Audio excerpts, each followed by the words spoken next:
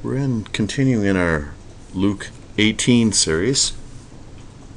We're up to Luke 18, 9 to 14, and this is one that's very familiar to most people. It is the Pharisee and the tax collector, and in parentheses you're noticing I put "and Job." That'll make more sense as we get near the end of this teaching, and I might also add, for those of you who want more detail, at the end of this teaching there is bonus material, and there is a lot of bonus material. I would strongly suggest going through that and looking at it. Maybe you can fast forward to that to begin with, look at that, or look at it afterwards. One way or another, it is well worth doing. With that being said, we're going to move forward and begin the teaching.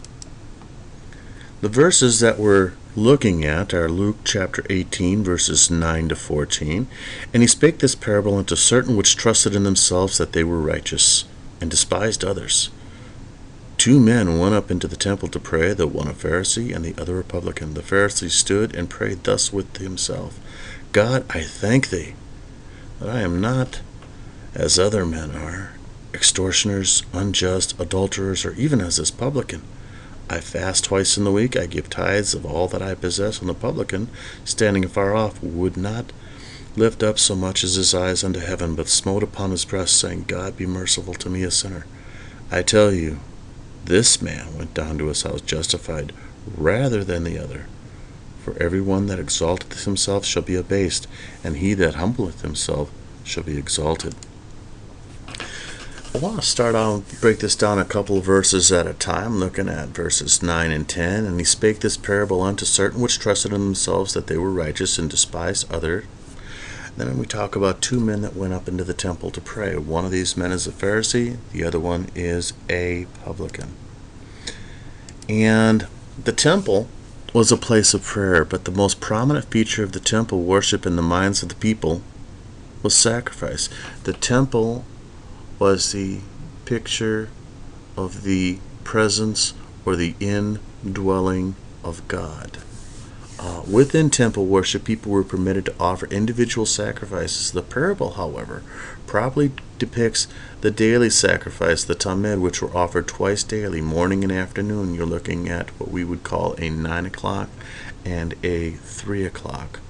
The people would go up into the temple during the sacrifice and gather for worship. The reason people gathered together, they didn't gather together to have what we call church.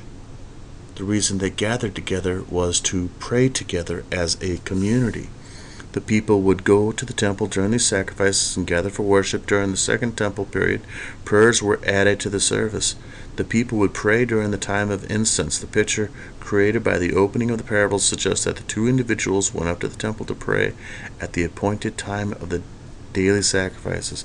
Yeshua begins his story by saying 2 men went up to the temple to pray. Atonement for forgiveness was the aim of the sacrifice in the temple. Psalms 48, Mount Zion, the place of the temple sacrifice, as the joy of the whole earth. A Jewish interpretation of this verse captures something of the true essence of the sacrifice for the temple worship. Looking at Psalms 48:2, which states the joy of the whole earth, means that not one Israelite was in distress as long as the temple stood. For when a man entered there laden with sin and offered a sacrifice, he was forgiven. Could he have a greater joy than the feeling that he departed from their righteous? In Luke 18:9, Luke records that Yeshua told this parable to some who trusted in themselves that they were righteous. We've got the Greek phrase here of what's being said, and regarded others with contempt. This situational comment echoes Ezekiel 33:13, a text which the prophet had criticized his contemporaries for trusting in their own righteousness. The pride of self-righteousness is condemned in several Jewish texts. The first one being from the Dead Sea Scrolls. You've got from Josephus. You have from the Mishnah, the Babylonian Talmud, also in the Jerusalem Talmud, where a male Jew thanks God that he is not a Gentile. You're going to see some parallels to this prayer that the Pharisee is going to offer, a boar or a woman. So that is something you can look at also in the bonus features. I have a number of prayers like this. You can go there later and see that. I wanted to look at Ezekiel 13:12-20. I mean, this person suggested basically one verse, and I went and I looked at the verse, but it really needed more context. Therefore, thou son of man, say unto the children of thy people, the righteousness of the righteous shall not deliver him in the day of his transgression. As for the wickedness of the wicked, he shall not fall thereby in the day that he turns from his wickedness, neither shall the righteous be able to live for his righteousness in the day that he sins. When I shall say to the righteous that he shall surely live, if he trust to his own righteousness and commit iniquity, all his righteousness shall not be remembered. That's harsh news for that Pharisee, isn't it? Mm-hmm. But for his iniquity that he hath committed, he shall die for it. Again, when I say unto the wicked, this would be the tax collector, thou shalt surely die, if he turn from his sin and do that which is lawful and right, if the wicked restore the pledge and give again that he had robbed, walk in the statutes of life without committing iniquity, he shall surely live, he shall not die. This parable dealing with a Pharisee and a tax collector, it's very interesting, because the tax collector, if he had indeed overcharged people, or was the idea was that he frauded them by charging them too much, if he got caught, he actually owed them, had to add 1/5 to it. Now, try and remember, everyone you cheated. Try and remember how much you cheated them. Then try and figure out how you're going to pay back 1/5 to each and every person. He wouldn't have the ability, but one thing I want you to keep in the back of your mind, we're not given information about the tax collector. Tax collecting was not was heavily frowned upon, but it was a legal business, because you paid Rome for the ability to collect those taxes, and if you paid money for that, it would be expected that you wanted to make that money back. But to be in business is more than just breaking even. You're going to need an honest profit so you can live. This is an actual honest, or maybe not honest, but yeah, I guess so. Rome sets the price that they want, and if you're the one that collects, you have a right to a fair living. But who determines that is another story. But do remember, it's not stated that this tax collector cheated anybody, but it was a very frowned upon business. Goes on to say, none of his sins that he committeth shall be mentioned unto him. He hath done that which is lawful and right, he shall surely live. Yet the children of the people say, the way of the Lord is not equal, but as for them, their way is not equal. When the righteous turns from his righteousness and commits iniquity, he shall even die thereby. But if the wicked turn from his wickedness and do that which is lawful and right, he shall live thereby. Yet you say, the way of the Lord is not equal. O ye house of Israel, I will judge you every one after his ways. When we look at Vincent's word studies, and we see that the Pharisee talks about how he despised others, and what they're saying is he set them at naught. He's seen himself as a person who followed Torah, not only followed it because there was different ideas on how you should follow the Torah, but that he followed it properly, and that everyone else did not. He pretty much lumped them all together in one category. And he spake this parable unto certain which trusted in themselves that they were righteous and despised others. When we look at this phrase here in the Greek, he also told this parable also means in addition to what he said before. Now the reason this is important is there are certain schools of study that would have you believe that this is a composite that the first part, the judge and the widow, happened here, and this part happened here. What this is saying is, he spoke this into what addition he had said before. In other words, he's still talking. This is all part of one discourse. Pharisees and the tax collectors. Let's get to meet the people we're going to be talking about. I want to state something about the Pharisees before we go in. And the Pharisees, they lived amongst the people. The idea was to be a light to the people, a guide to the people. The Pharisees, by righteous living, by keeping Torah to the an unheard of level, would be examples to the people, would show the people how to do this. They would be there to encourage the people. The Pharisees were more often than not the teachers that you had in the synagogues where most people would meet.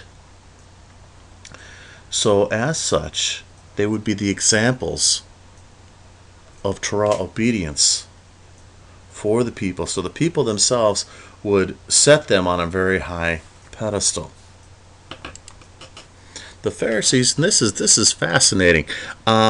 This is by Kenneth E. Bailey, and in this book that I'm quoting, what's fascinating is, and I didn't put it in, but if you want to look at it, Mr. Bailey compares this parable and suggests that it may have an Isaiah 66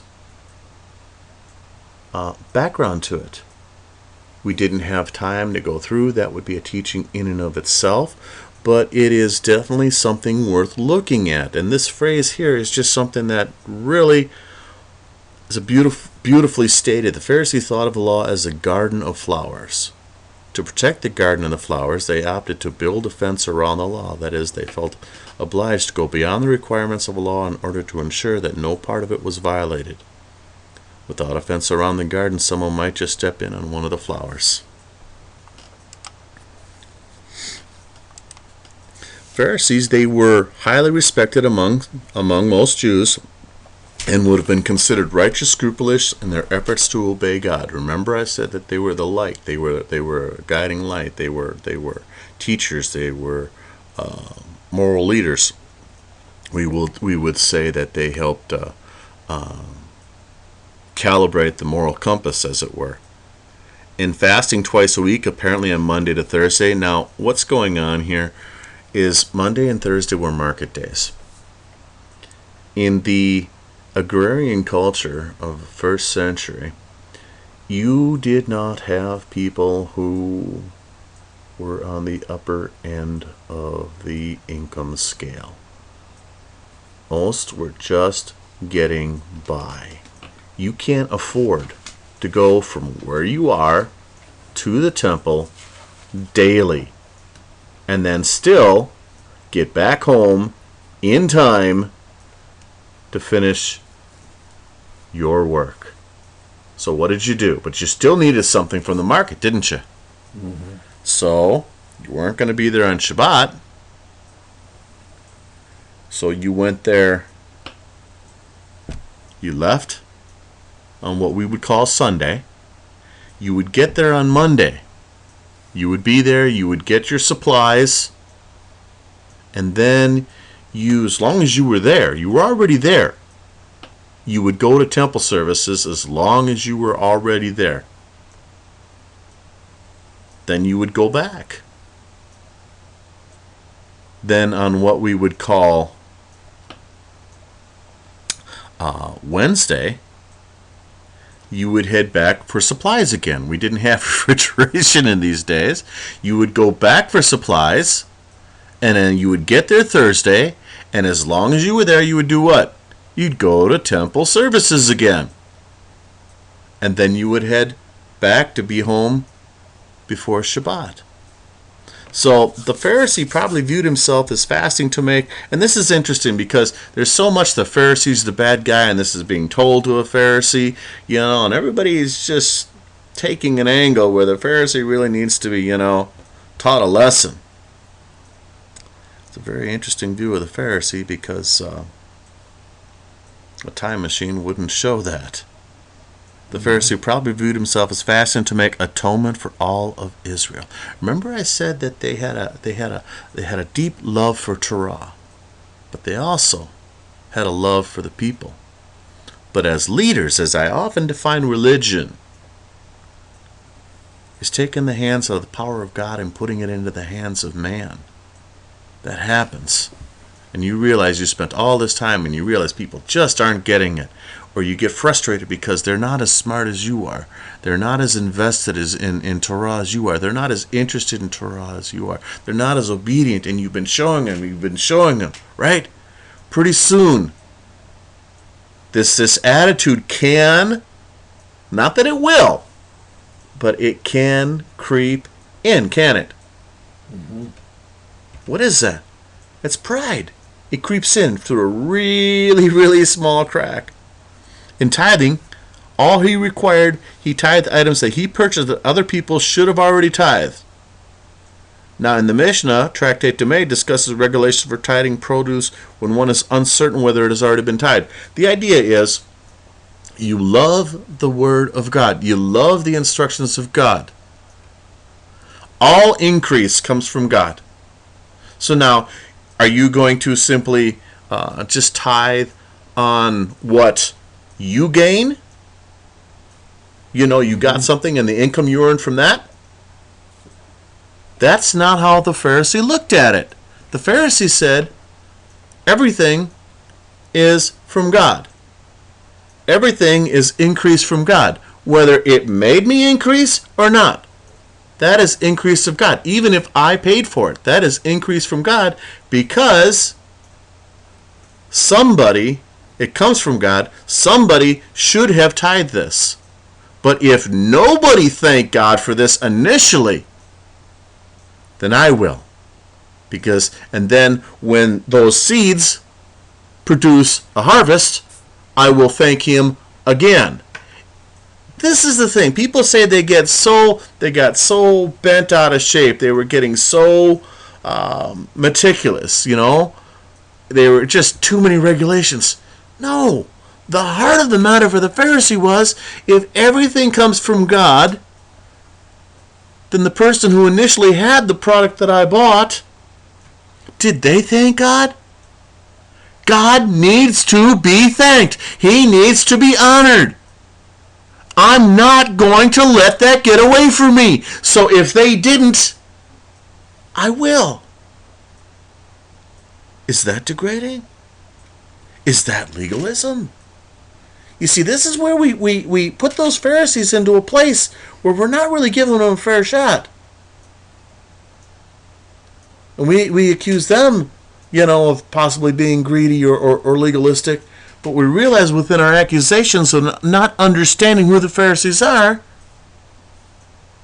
we should have been looking at ourselves. We're saying, we don't have to do this, we don't have to do that, because we want to hold on to more. But the Pharisees saying, God needs to be thanked, God needs to be honored. And if they didn't do it, and I'm not sure, I don't want to embarrass anybody, I'll do it. God will be thanked. The word for tax collector in the parable is sometimes translated as publican. The tax collector was a public official who gathered revenues for the government. These publicans collected taxes and were viewed as friends of Rome. Oh boy, you could see how they're going to be loved. Who made themselves rich by pocketing large amounts of money in excess of what was required by the law. Remember, legal, business, opportunity.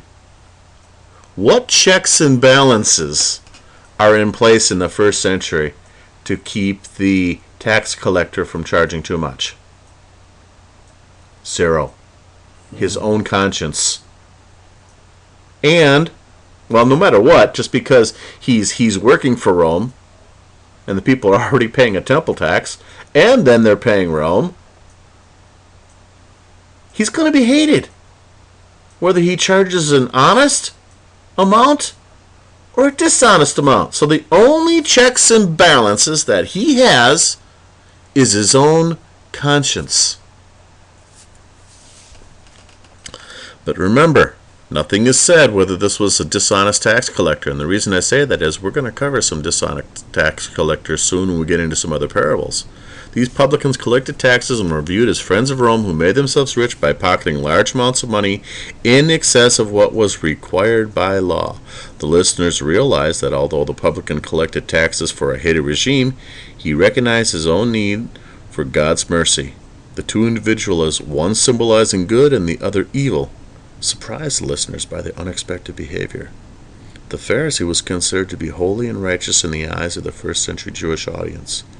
The story is a live drama accompanied by rich humor, which is so characteristic of Yeshua's parables.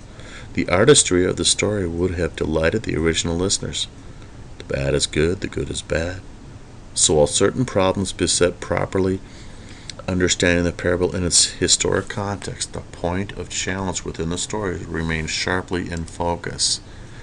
To appreciate fully the sharp wit, keen humor, and the element of shock in Yeshua's parable about the Pharisees and the tax collectors, readers must understand the mental association of the two lead actors. While the very mention of a Pharisee evoked an image of righteousness for the original audience, the reputation of the tax collector was vastly different. The tax collector was despised by the people and considered to be as severely deficient in piety and holiness. Not only did he collect taxes for an oppressive puppet regime in the pagan government of Rome, but he also was thought to pocket excessive amounts in customs for his own enrichment. Jewish nationalists went even further by rejecting the tax collectors not only as local representatives of political oppression, but also as Jews who gave a measure of recognition to foreign gods. In the view of zealots, a tax collector might even be considered an idolater. The publican gathered taxes for the Roman emperor who claimed to be a god. At best, the publican was viewed as a thief, at worst, a traitor and an idolater.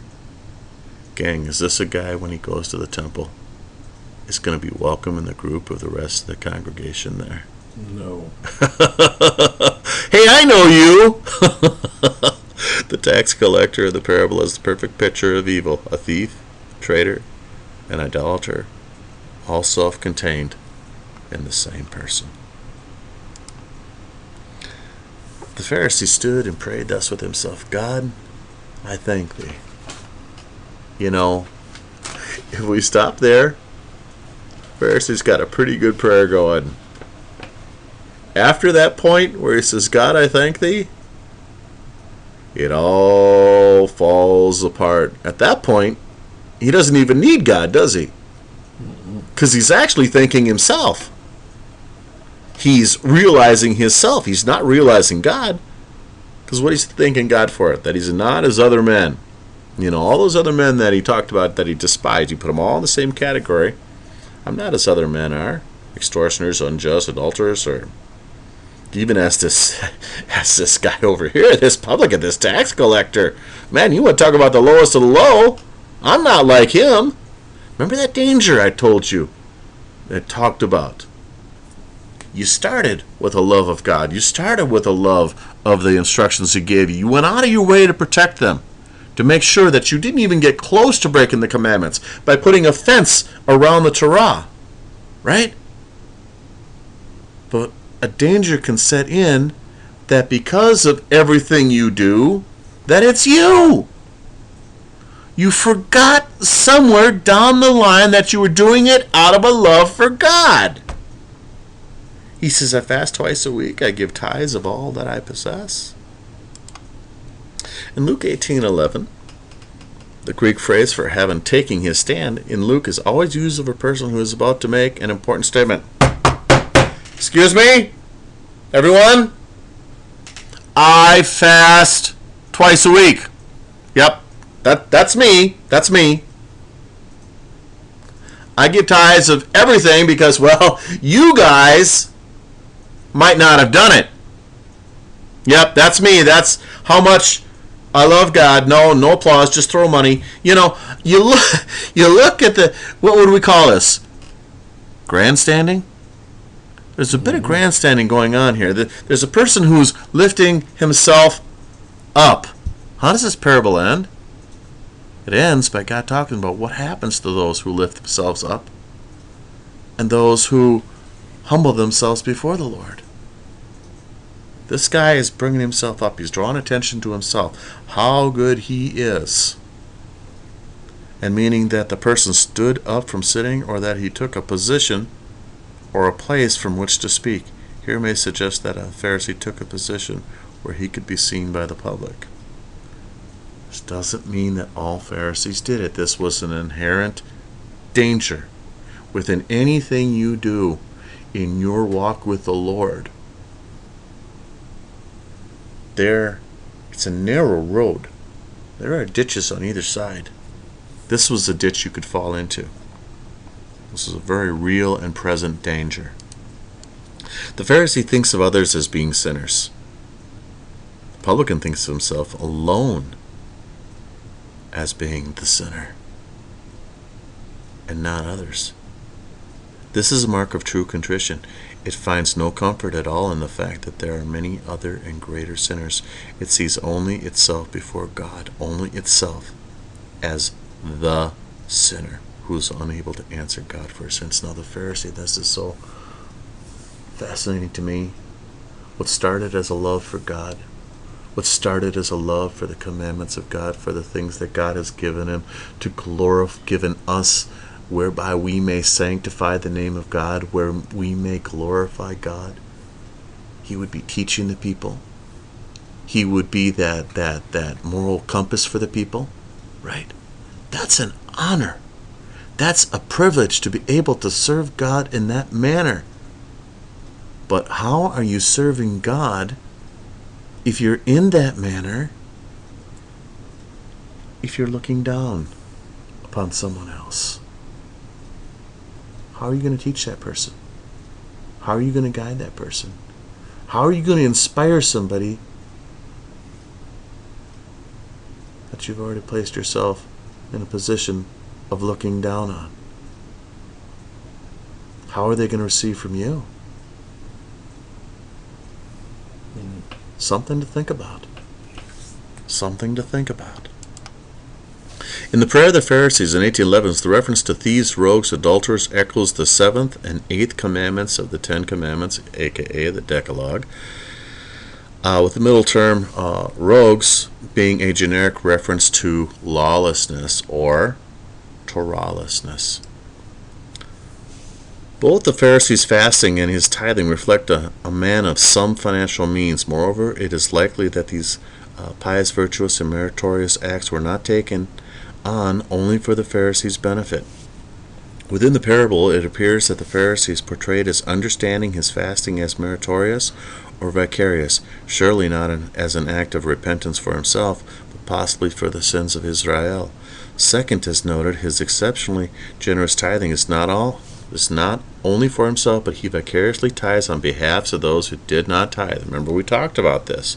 Or more likely, did not have the means to pay the prescribed tithes. We had also talked about that. This was not an economy in which people were flourishing, often because of the tax collector's work. Thus, not only is this Pharisee conscientious about tithing and fasting, but he also seems to have the weightier matters of the law in mind by his willingness to go above and beyond what is required for the sake of those who could not fulfill his duty. If he is going above and beyond the law, and he's doing it for those who don't have the ability, is he showing a love for God? Absolutely. He's reaching out where they can't. He is sanctifying the name of God. But if he's doing this for his own recognition, or thinking that he's doing this for a reward, that's the goal, the recognition of man, the honor from man, he's totally lost sight of the love of God. Because now his motivation has changed. Something to think about. Here's a prayer from the Babylonian Talmud. This was around 70 A.D. I give thanks to thee, O Lord my God, that thou hast set my portion in those with those who sit in the Beit Hamidrash, and thou hast not set my portion with those who sit in the street corners. For I rise early, and they rise early. But I rise early for words of Torah, and they rise early for frivolous talk. I labor, and they labor, but I labor and receive a reward. And they labor and do not receive a reward. I run, and they run, but I run to the life of the future world, and they run to the pit of destruction. You know, you could take this prayer from right around 70 Common Era. You could add it to what the Pharisee said, and it would flow, wouldn't it? Now, I'm not suggesting adding to Scripture. What I'm saying is, this was a very real and present danger. That in this story that Yeshua is telling to teach a lesson, this is a lesson that people would have seen instances from their everyday life, a real and present danger. Where should you be? Lord, I thank you that you set my portion with those who sit in the Beit Hamidrash. It would be awesome, fantastic, if those who don't have that ability were given that ability. I'm able to rise and study the words of Torah. That's not something given to everyone. It would be nice if they could learn Torah. Because in this, you may think that, hey, thank you, Lord, that, man, you really treated me well. And I know you don't treat everyone well, so I'm really glad you treated me well.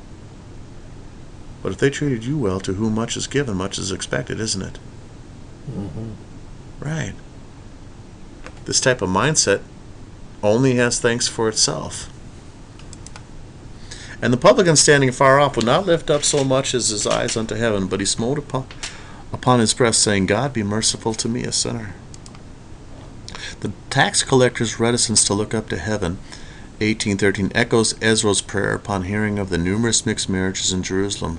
Oh my God, I am too ashamed and embarrassed to lift my face to you. My God, for our iniquities have risen higher than our heads, and our guilt is mounted up to the heavens. Remember, the temple was a picture of the presence of God. So if you couldn't look up, you couldn't face God. That's ashamed. Who also refers to Josephus in Antiquities 11:143, both of the situational comments in 1813, the downward gaze and the breast beating speak of a deep sense of unworthiness and embarrassment. Now, he stood far off. Now, they're guessing it's within the court of Israel, but what I'm looking at is, remember I says how welcome this guy would be in a crowd wherever he went? Mm-hmm. He's ashamed to be with his fellow people.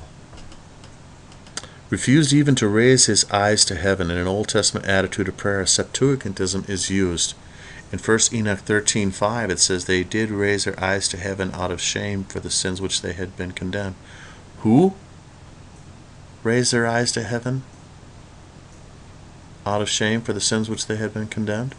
According to 1 Enoch, that describes fallen angels. They realized the mistake they made. The breast or heart is regarded as the seat of sin, and hence the act is one of grief or contrition. Although the act was not unusual in prayer, it was not uncommon in itself. The words of a man's prayer express his longing for forgiveness. The Greek word being used means to be perpetuated. The petition appears to be that God will show mercy to the sinner. You see an example of this in Psalms 51:1 by forgiving his sin, and he'll suggest that a trace of the idea of perpetuation lies in the background. The ground for the appeal lies solely in the mercy of God. With the Pharisee, he would, this mindset that he was in. I'm not saying they were all in this mindset. They'd say, God, I did this, I did that, I did this, I did that. Buddy, you got to forgive me.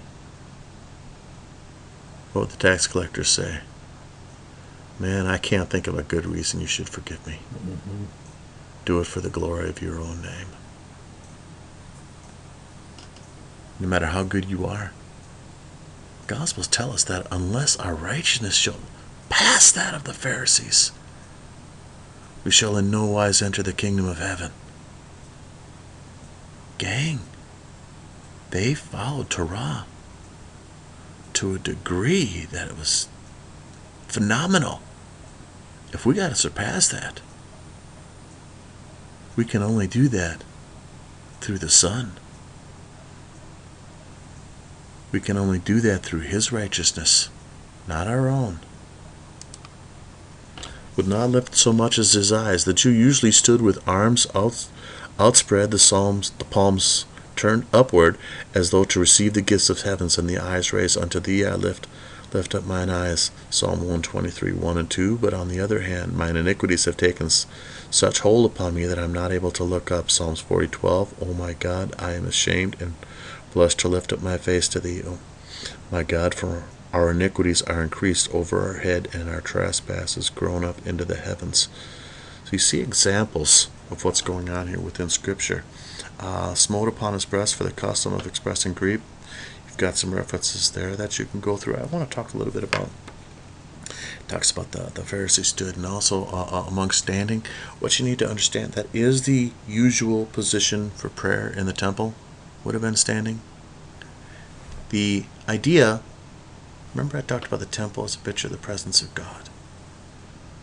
And in the prayer par excellence of 18 benedictions, it's known by two names, Shemone Ezra, and the other one is Amidah, which means standing. Now this is, the rabbis, the sages, had looked at this and they said this was the prayer of prayers. This was the prayer. There's even a school of thought that believes that the Lord's Prayer, the disciples' prayer, if you will, is a type of Amidah. And a very convincing case is made. But Amidah, the standing, the idea of the standing is standing as you would before a king. The idea that you're standing before a king. That changes your direction in prayer, doesn't it? You don't just pull out a big old goodie list. Okay, Lord, get ready. I need. Love you. Bye. Too many of us. That's our prayer life. What did the Pharisee say? Thank you. Then after that, it's all about him. A sinner. This is something we don't see in the English, because what this really gets down to, when you break down the language, it's not a sinner, right? It's the sinner. It's me. See, the Pharisee's looking down at this guy and says, I'm not like him. Tax collector's saying, he might be saying, I'm not like him. I wish I was that righteous. Right? How interesting is that? The tax collector's saying, if there's only one sinner, it's me. Paul said that. He's looking at themselves. He's not worried about what everybody else does. He's worried about how is he honoring God? How is he glorifying God? And he says, I'm not doing it. I've fallen way short. I am the sinner. Please, God, be merciful to me. Instead of lifting his eyes, the man smote his breast, a common way of expressing grief in both the Old and New Testament times. Be thou merciful is literally be perpetuated. The Greek word occurs elsewhere in the New Testament. Only in Hebrews 2:17 where it is translated, make propitiation for sins. The root of the word is that which is used for the mercy seat, where atonement was made annually for sins of the people by sprinkling it with the blood of sin offering. The publican wanted God to meet him with mercy and forgiveness. The twofold principle enunciated in verse 14b is one that operates in life constantly. To exalt oneself is to deny one's dependence on God. This is the essence of sin, and the one who is guilty of it has already fallen. When one realizes his utter dependence on the Lord, he will inevitably feel humble. His humility will be deep and genuine, not a surface mask for a dominant pride of heart. Honest, intelligent thinking will cause one to feel sincerely humble. I tell you, this man, meaning the tax collector, went down to his house justified rather than the other. For everyone that exalteth himself shall be abased, and he that humbleth himself shall be exalted.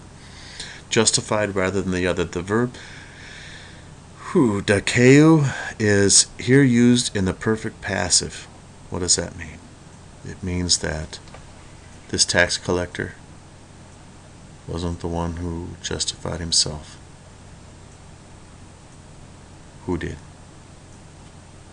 God justified him. He came there, realized he's not honoring God. He's not sanctifying the name of the Lord.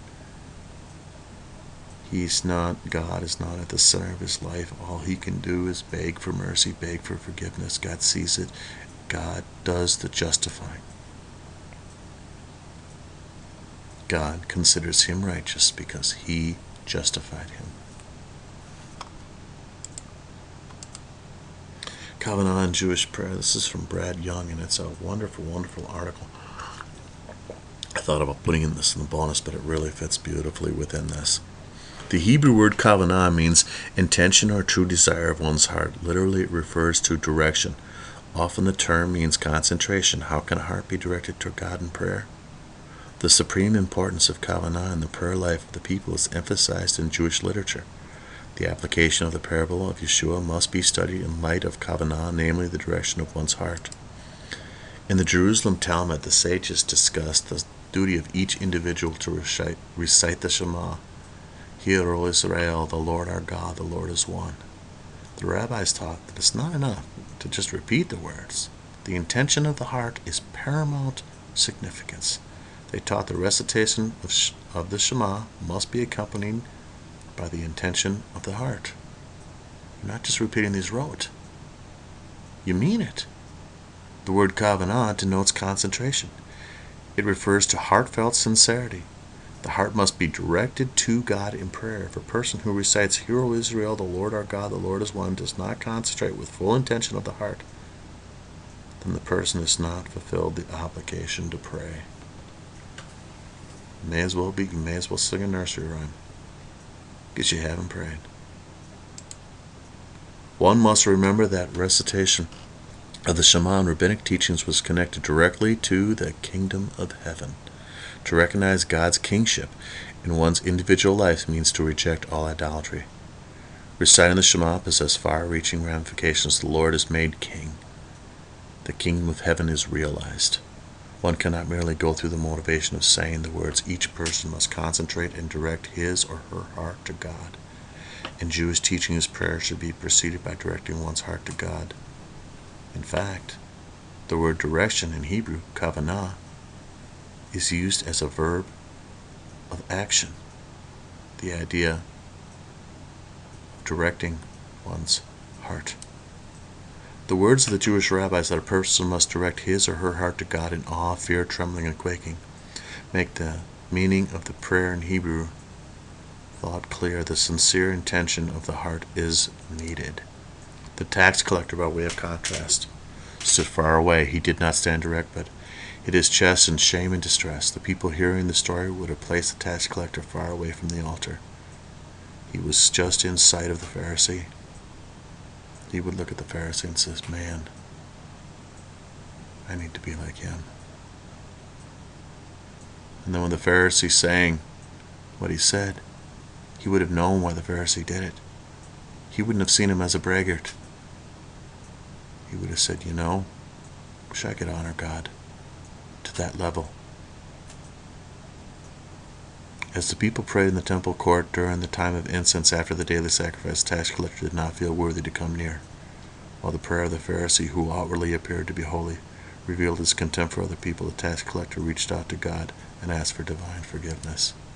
Though the Pharisee fasted twice a week, he was unlike the true Pharisees, who sincerely sought the spiritual renewal of the people through fasting.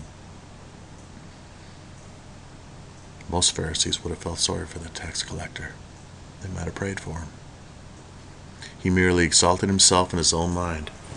Though other Pharisees desired to tithe out of concern to fulfill biblical principles, He made extra effort not only by tithing income, but also giving a tithe of all that he bought, just in case the merchant who sold the goods did not fulfill the duty of the tithe. But his outward form of religious piety was not acceptable to God because of the attitude of his heart. Like the prophets before him, Yeshua taught that sacrifices are not enough in the absence of true heartfelt devotion to God. God desires worship from the heart. Kavanah. And Job? How does Job fit into this? Well, let's look at Job. There was a man in the land of Uz whose name was Job, and that man was perfect and upright, much like the Pharisees would have been seen, and one that feared God and eschewed evil, much like the Pharisees would have been seen. And there were born unto him 7 sons and 3 daughters. His substance was also 7,000 sheep, and 3,000 camels, and 500 yoke of oxen, and 500 she-asses, and a very great household, that this man was the greatest of all men of the east. Remember, we also talked about the Pharisees must have had some money to be able to pay tithes for other people, just to know what's been tithed. And it was so, when the days of their feasting were gone about, that Job sent and sanctified them, and rose up early in the morning, and offered burnt offerings according to the number of them all. For Job said, it may be that my sons have sinned and cursed God in their hearts. Thus did Job continuously. So Job was constantly looking out for his own family, wasn't he? He was going the extra mile. He was saying, maybe they won't be honoring God. Maybe they may have sinned against God in their heart. I'm going to go the extra mile. The Pharisee went the extra mile. Now there was a day when the sons of God came to present themselves before the Lord, and Hasatan came also among them, and the Lord said unto Hasatan, Whence comest thou? Then Hasatan answered the Lord and said, From going to and fro on the earth, and walking up and down it. And the Lord said unto Hasatan, Hast thou considered my servant Job? There is none like him in the earth, a perfect and upright man, one that fears God and eschews evil. Is this not a picture of the way the people would have seen the Pharisees? Job, the Pharisees, are a picture of Job. They would have considered that a compliment. Now when Job's 3 friends heard of all the evil that was come upon him, Job gets tried, doesn't he? Mm-hmm. Oh, he goes through some trials. So when Job's 3 friends heard of all this evil that was come upon him, they came, everyone from his own place, Eliphaz the Temanite, Bildad the Shuhite, and Zophar the Naamathite, for they had made an appointment together to come mourn with him and to comfort him. And when they lifted up their eyes far off and knew him not, they lifted up their voice and wept, and they rent every one his mantle and sprinkled dust upon their heads towards heaven. So they sat down with him upon the ground 7 days and 7 nights, and none spoke a word unto them, for they saw his grief was very great. And Eliphaz the Temanite, now we're not going to cover each and every person's speech, but we're going to get enough to get the idea. If you would like a further development on this, some years ago I did a teaching called Seek God, where I covered the entire book of Job on this in one teaching. Then Eliphaz the Temanite answered and said, If we essay to commune with thee, wilt thou be grieved? But who can withhold himself from speaking? Behold, thou hast instructed many. In other words, we learned from you. You are our example of righteousness. How in the world can this be happening? Behold, thou hast instructed many, and thou hast strengthened the weak hands. Same thing the Pharisees sought to do. Their words have upholding him that was fallen. Right? That's the Pharisees. And thou hast strengthened the feeble knees. But now it is come upon thee, and thou faintest. It touches thee, and thou art troubled. Is not this thy fear, thy confidence, thy hope, and the uprightness of thy ways? In other words, what in the world, as we would say, what in the world happened, Job? You taught everybody what righteousness was. You walked the walk. You talked the talk. And yet, all this has happened to you. What each one of Job's friends said when they talked to him, except there's one time where it's not said. I can't remember which friend, but it's in the teaching, Seek God. The part of what they said that was good was, buddy, you need to seek God. You need to talk to God. Only he can tell you what's going on. This doesn't make any sense. Now his friends try and convict him, right? Mm-hmm. Just like the Pharisee says, I'm better than that guy. Well, he's trying to convict him, saying how good he is in comparison to how bad the tax collector is. So these three men, here it is. Look at this. In Job 32, 1-3. People say, Job didn't sin. It's not mentioned. And they say, well, the Lord giveth and the Lord taketh away. Just like Job said, Job didn't understand what was going on. What was Job's sin? It does say. So these three men ceased to answer Job because he was righteous in his own eyes. What was that Pharisee? Lord, I thank God that I'm not like those people over there. Thank you, I'm not like that tax collector, adulterer, thieves, extortioners. He was righteous in his own eyes. Then was kindled the wrath of Elihu, the son of Barachel, the Buzite, the kindred of Ram, against Job. Was his wrath kindled because he justified himself rather than God. You see why I put this in there? Because Job, a person who was a teacher, who was a light post, who was a guide, right? Was serving God through this, was doing the same thing, or the Pharisees were doing the same thing as Job, being Job was around much earlier than the Pharisees, was doing the same thing. But Job justified himself, and each time Job's friends come up, they say, seek God, and then they throw a bunch of other stuff in there to try and do the work of the Holy Spirit and, convict Job themselves. And Job doesn't answer, you know what, I need to talk to God about that. He just keeps defending himself, never justifies God. Also against his three friends was wrath kindled because they had found no answer and yet had condemned Job. See, you got someone going through some stuff. You don't just say, well, you did cheat on your taxes, or you did break the speed limit, or, use some pretty insulting language to somebody, or, you're not going to do that. You're going to say, you know what? God knows. That's the guy you need to talk to. Boom. It's not your job to convict him. If the Ruach HaKodesh hasn't put a word on your heart, then the word that you say is seek God. Mm-hmm. Talk to God. Job 38, 1-3. Then the Lord answered Job out of the whirlwind, and said, who is this that darkeneth counsel by words without knowledge? Gird up now thy loins like a man, for I will demand of thee an answer. So God's going to ask Job about creation. He's going to ask him about the wonders of creation. And Job's going to have to answer how all these things were done. God's going to answer. It's a Job 38 experience. God puts him on the hot seat. What is Job going to do? He's going to be like that tax collector now. He's going to be looking down. He's going to be ashamed.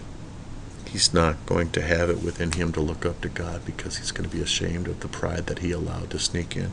And he is going to take on the role that the tax collector took. Then Job answered the Lord and says, I know that thou canst do everything, and that no thought can be withholden from thee. Who is he that hideth counsel without knowledge? Therefore have I uttered that I understood not. Things too wonderful for me, which I knew not. Here I beseech thee, and I will speak. I will demand of thee, and declare thou unto me. I have heard of thee by the hearing of the ear, but now mine eye seeth thee. Wherefore I abhor myself, and repent in dust and ashes. Job, this situation of this parable, Job is representative of before he repents, is representative of the Pharisee. After he repents, or during repentance and after, he's representative of the tax collector. So it's a very interesting tie-in. And the Lord turned, and here's what happens. The Lord turned the captivity of Job when he prayed. Remember we said, God does the justification. What does it say? And the Lord turned God did that. Job didn't do it by confessing. When Job humbled himself before the Lord raised him up. And the Lord turned the captivity of Job when he prayed for his friends. Also the Lord gave Job twice as much as he had before. I'd say that's being lifted up. Then came there unto him all his brethren and all his sisters, and all that had been of his acquaintance before, and did eat bread with him in his house, and they bemoaned him and comforted him over all the evil that the Lord had brought upon him. Every man also gave him a piece of money, and every one an earring of gold. So the Lord blessed the latter end of Job more than his beginning, for he had 14,000 sheep, and 6,000 camels, and 1,000 yoke of oxen, and 1,000 she-asses. I have quite a bit of bonus stuff.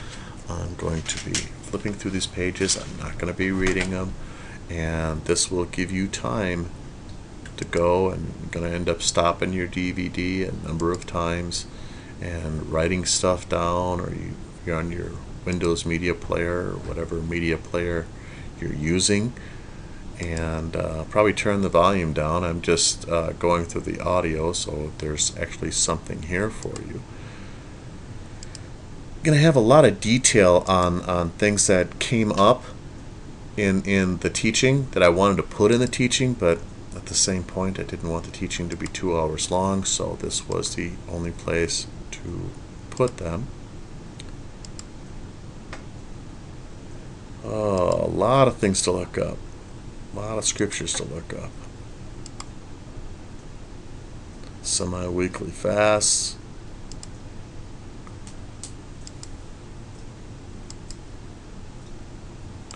You know, it's interesting that the bonus stuff is almost as long as the teaching itself. Here are some of the early Jewish writings I was telling you about. And you're going to find stuff like this. First one is from the Dead Sea Scroll. That's for First Enoch, Fourth Ezra, Prayer of Manasseh. You've got some more here. This bottom one here, this is the Assumption of Moses, just in case you're not familiar with that. And this is the end. I bid you shalom. It's shut off, so I don't know what I got for time. You're still recording. Oh, praise the Lord.